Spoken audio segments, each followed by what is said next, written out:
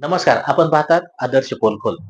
येत्या 17 ऑक्टोबर रोजी बीडमध्ये ओबीसी एल्गार सभा पार पडणार आहे. यासाठी राज्याचे मंत्री छगन भुजबळ यांच्या प्रमुख उपस्थितीत हा मेळावा पार पडणार आहे. त्याच अनुषंगाने आपण आपल्यासोबत आहेत मयुरी बांगर त्यांच्याशी आपण संवाद साधणार आहोत. नेमकं कशा पद्धतीने तयारी आहे काय सांगाल ताई? आदरणीय मंत्री छगनजी भुजबळ साहेब यांच्या नेतृत्वाखाली जो येणारा 17 ऑक्टोबरला महामेळावा आहे तो आयोजित करण्यात आलेला आहे. त्याकरिता सकल महाराष्ट्रातून ओबीसी समाजाचे वेगळे नेते त्याला उपस्थित राहणार आहेत.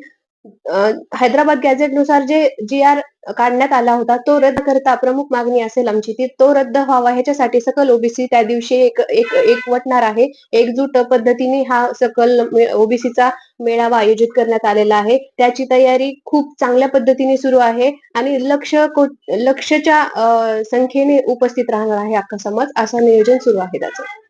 नक्कीच आता ही सभा पार पडणार आहे. मात्र काही या सभेला विरोध देखील करताना पाहायला मिळत आहेत.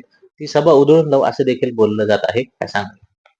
आजपर्यंत प्रत्येक समाजाने आपली आपली बाजू मांडत आलेली आहे. त्यांच्या पद्धतीने त्यांनी उपोषण केले, आंदोलन केले, पण कधीही ओबीसी समाज त्याला 1% सुद्धा आडवा गेलेला नाही की तुम्ही असे का करता किंवा तुम्ही तुमच्या हक्काची लढाईमध्ये आम्ही कुठे आडवे येऊ, असं कधीही कोणत्याही ओबीसी समाजानं म्हणलेलं नव्हतं किंवा त्यातील कोणत्या घटकांनी सुद्धा म्हणलेलं नव्हतं. ओबीसी हा समाज नसून तो एक प्रवर्ग आहे. त्याच्यामध्ये 374 जाती आहेत, पण त्यातल्या एकाही सिंगल व्यक्तीने सुद्धा विरोध केला नव्हता. तर जे कोणी विरोध करते किंवा जे आंदोलन उधळून लावू अशा प्रकारचं वक्तव्य करतंय, मी त्यांना आवाहन करते की तुम्ही अशा प्रकारचे वक्तव्य न करता तुम्हाला जर काही करायचं असेल तर तुम्ही ते लोकतंत्राच्या मार्गाने करावं, लोकशाहीच्या मार्गाने करावं, वैचारिकतेची तुम्ही लढाई लढा. तुम्ही असं कोणत्या समाजाला गालबोट लागेल, दोन समाजामध्ये दुफळी निर्माण होईल अशा प्रकारचे वक्तव्य तुम्ही करणं थांबवावं, असं मी त्यांना या व्हिडिओच्या माध्यमातून आवाहन करते.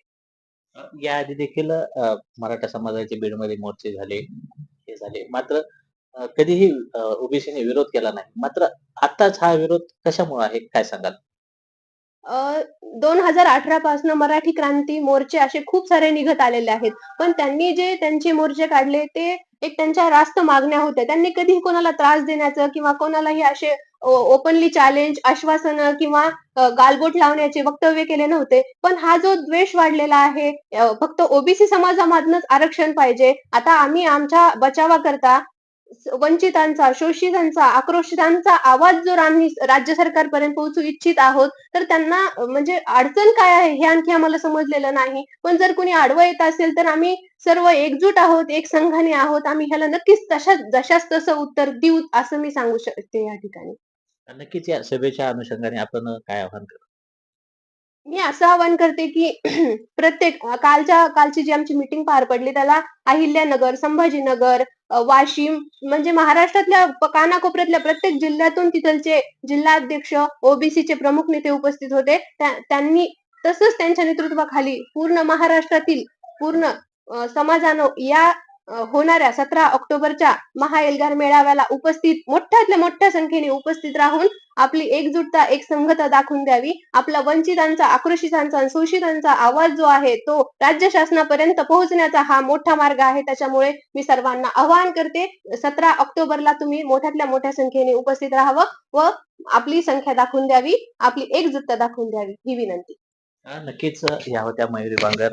जे आहे त्यांना देखील त्यांनी एक प्रकारे आव्हान केलेलं आहे. जी लढाई आहे ती वैचारिक आहे. जी लोकतंत्रातली लढाई आहे. आपण इतर मार्गाने या गोष्टी करू नये असं देखील त्यांनी आवाहन केलं आहे. कॅमेरा पर्सन राहुल गायकेसह मी नितेश उपाध्ये, बीड.